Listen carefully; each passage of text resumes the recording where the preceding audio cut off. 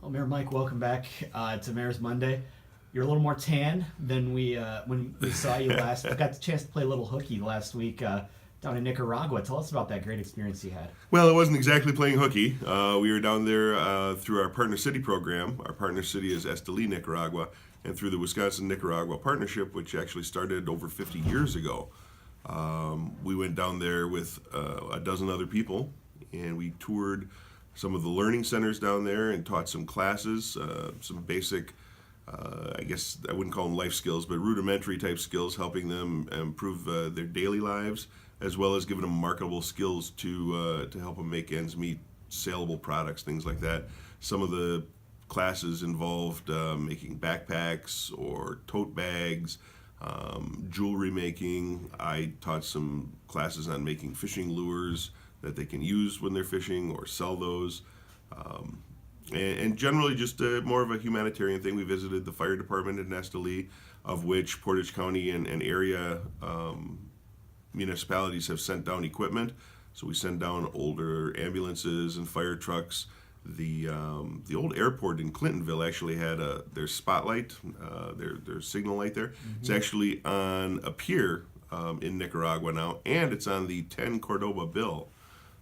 Which 30 Cordobas equals $1, so it's not significant. But the fact that a light from Clintonville is on currency in a foreign country is pretty cool to think about.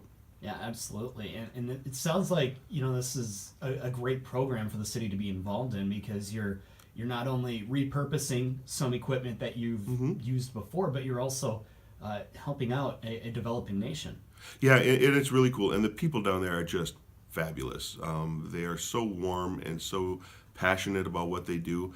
There are women that run libraries and learning centers out of their home because they feel that strongly about it. A class from SPASH actually made some books, and they wrote them in Spanish, and we took those books down there and distributed them to some area libraries, so the Nicaraguan children have something to read that's directly related to Stevens Point. And you also had a chance to, and just tell me where this ranks on the list of the coolest things that you've done in your life. Hike an active volcano. How much courage did that was take? Pretty cool. It's not as big a deal, I guess, as I had originally thought. It's a touristy type area. But the fact that we have been on the rim of an active volcano now, the Volcano Messiah in Nicaragua, it's an active volcano. I didn't get to see any actual magma. However, you look right down into the crater, and you can hear the guttural rumblings, the steam rising, and it still does spurts every once in a while. As a matter of fact, our guide told us several years ago they were on a tour, and it spurted up some rocks, and one of the rocks landed on one of the tour vans, smashing it. So they had to quickly shuttle people down the side of the volcano in other vans. But it was a once-in-a-lifetime experience. Beautiful, beautiful country, wonderful people, and I wouldn't trade it for anything. Yeah, and it sounds like this whole program as well is just one big opportunity for once-in-a-lifetime experiences like this, because when can you say, yeah, I've had a chance to influence these people's lives Right. in a way that to us it might seem basic, but to them, this is a big new idea. Well, and the cool thing is it works both ways. Because I came back with a different perspective on life too. We have a tendency in America to take things for granted. The simple thing of getting up in the morning, turning on the shower. There was one hot shower that I had when I was down there for those 10 days. So cold water became my friend rather quickly. But it's things like that we have a tendency to take for granted that are challenges down there. And they taught us that you don't need all the fancy cars and the fancy houses and the Google Home and all the fancy gadgets. You just really need to concern yourself with family. Absolutely, and it sounds like just a great experience there as well. And this is just one program that Stevens Point is a part of as Right. well. You have the Sister Cities program that you're going to be pretty active in coming up this summer too yet. Right. We have two sister cities. One is Rostov-Veliki, Russia, and the other one is Gulch, Poland. Now, it's prudent to mention that the sister cities and the partner city are working in conjunction with the Rotary Club to put in what's called cultural commons in the city of Stevens Point down at Piffner Pioneer Park.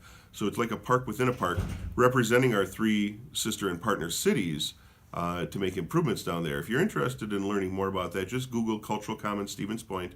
And you can find out they're in the money raising process right now, but we're hoping to break ground in 2018. That's going to be a pretty exciting project. And in your dealings with these cities in Poland, Russia, and Nicaragua right now, how does that enhance what the city of Stevens Point has to offer? Well, it shows, I guess maybe not shows, but reminds us of our diversity and some of the other programs that we have going with the partner cities. We share ideas, we share thoughts. When I was talking to the mayor of Rostov-on-Leki, Russia, even though we're a half a world apart, there's never enough money to fix the roads. There's always, we always need more people to do the work. There's always challenges when we face the same things. And it's important to remember that even halfway around the world, the challenges are the same, but the solutions may be a little bit different. So sharing those ideas, I think, lifts both of us up. Talking about some of the challenges that you'll be facing, of course, economic development always at the forefront, no matter what city you're in, probably no matter what country you're in as well. You have some exciting news that's coming up in the pipeline here in the next couple of months regarding an old school. Right. Well, actually, it's going to be very soon. Emerson School was built by the city in the late 1890s, and it was used as a school till the early 2000s. But the law changed, and instead of having Stevens Point own the schools, they created a district, a school district, and that's when the Stevens Point Area School District came about. When that change occurred, the city of Stevens Point turned over all school-related properties and assets to this newly created school district. And it was part of the school district then. Well, Emerson School ceased to become a school in the early 2000s, and they wound up raising the building. And since then, it's just been kind of a vacant lot that's been used as a community park. I personally have negotiated with 3 different school superintendents to try and reclaim that or get it back into the city's fold, because really it is being used as a community park. The school district has some playground equipment on there, but it's old and outdated, and because the school district's primary focus is education, there isn't a lot of money left over to make improvements to that site. So we're in the process right now of getting the proper approvals to go ahead and purchase that site back from the school district, and then the city will look forward to making improvements on there as very likely a community park. And how many community parks do you have in Stevens Point? Is that We've got a fabulous park system here in the city of Stevens Point, but this particular neighborhood doesn't have an existing park south of Clark Street, north of Jefferson, that area. There's not an established park system in that neighborhood. So this is really a benefit for those people that live there. Yeah, absolutely. And the approvals for that are going to be coming up in the next week or so? In the next couple of weeks, yeah. So it has to go through the Finance Committee. It already passed the Plan Commission with a recommendation to acquire it. The Finance Committee will have to approve it, and then subsequently the Common Council. On the other side of the coin, the school district will have to approve the agreement as well. Once all 3 of those or the rest of those approvals are in place, then it's really just a matter of signing some paperwork. Absolutely. So easy enough, right? No complications. I sure hope so. Yeah, of course. Is anything ever easy? Well, there's always a little bit of red tape, but this is a project that even mayors before me had been working on. And, the wheels of government always move very, very slowly. Then when one superintendent leaves, you have to start over with the next superintendent. Then a mayor leaves, you have to start over with a new mayor. We've been close a couple of times, but I think this time we're actually looking at it going through. So I'm excited. Yeah, and especially a great neighborhood quality of life project like that. It is. It seems like something like this should just be, oh, absolutely, no brainer. Right. But of course, everything has to go through the appropriate channels. Right. Yeah, and there's always complications. It's always a little more difficult than it appears on the surface. People have said, well, build a Costco. I can't build a Costco. Costco chooses not to come here because of the population base. Same with a Red Lobster or an Olive Garden. I can't just force somebody to open up an Olive Garden. These things take time and negotiations, and I'm glad we're really close to getting this one completed. And one more project that I'm sure people are interested in Stevens Point is the old Kmart building. I drove by it again on my way into town. Yeah. It's still sitting there, still not being used, but that might not be that way much longer. That might be coming up in April as well. Right. So the former Kmart building, as you probably know, Kmart closed at the end of January. This one's a little more unique because they didn't own their property. That's actually owned by someone else, and they leased it. Well, that property owner has development in mind that they're looking at doing regarding some housing and mixed use, commercial up front. And it gives us an opportunity to redevelop that area instead of the big expansive parking lot that you see in front of the Kmart building now. Reuse that site to better utilize all of the property and provide not only the retail space but some additional housing that's needed in conjunction with the housing study that the city recently completed. We're expecting the design work to come through in April. We've already introduced the concept to council and solicited feedback at our open meetings to see what people think about it. The response has been very positive, so I think we're going to see some submissions in April for approval. Yeah, and that's going to be coming up here, quicker than some might expect. Right.